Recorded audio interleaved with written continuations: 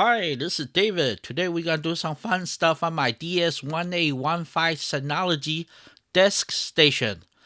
I'm gonna swap out my 4 TB hard drive with a 8 TB hard drive. Both are from Western Digital Red Series. It's a slower one, so it will be really nice and not that much heat or noise increase from 4 TB to 8 TB.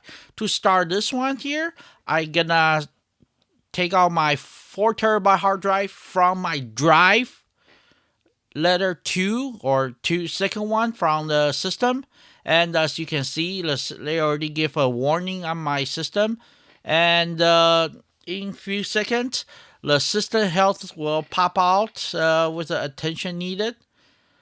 And my intention is use the 4 TB that I took out, swap with the 8 TB, and put in the empty drive bay 1 as a hot spare. So I gotta achieve this both at the same time. Ideally, should wait for the system to finish repair before I start the hot spare section, but I would like to do at the same time. As you can see from the storage, volume 1 status is degraded, and system health say attention. I already got my notice in my email because I set it up, sent me a warning say there's a degrading on my DS1815 Synology desk station, and I already pop out my 8 TB. As you can see from here, I go to volume and I go to manage and start my repair on my desk 2 that I swap out. As you can see, it's 7.28 TB, which is 8 TB, and press apply, and it will think a little bit and saving the status, and slowly they will say repairing. And I just usually you should just leave like that, repair depend the size of your desk and your volume size. It will take anywhere from a few hours to a couple days. In this particular case, it take me about 18 hours, but I would like also to do my hot swappable. So I quickly check out my repair.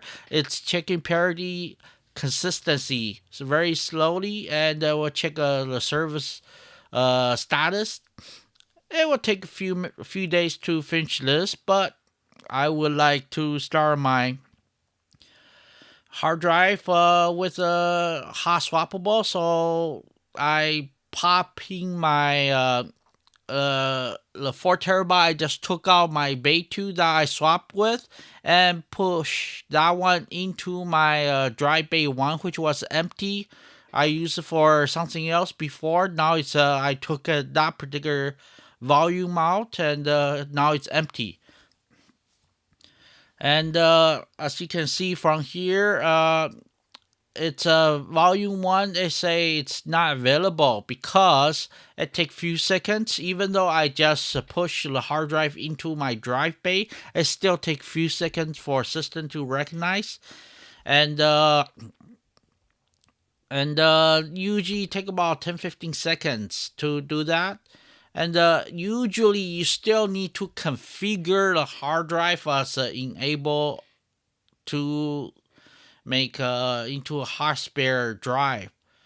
And once everything configured for this particular hard disks, hard disks, it's if something happened to my regular drive, say one of drive bay fail, it will automatically switch to this particular hard spare disks and make the whole thing functional. The system won't be down as much, and it will do automatically. So if you didn't notice for a few days, it will automatically do that for you, so you don't have to do anything else.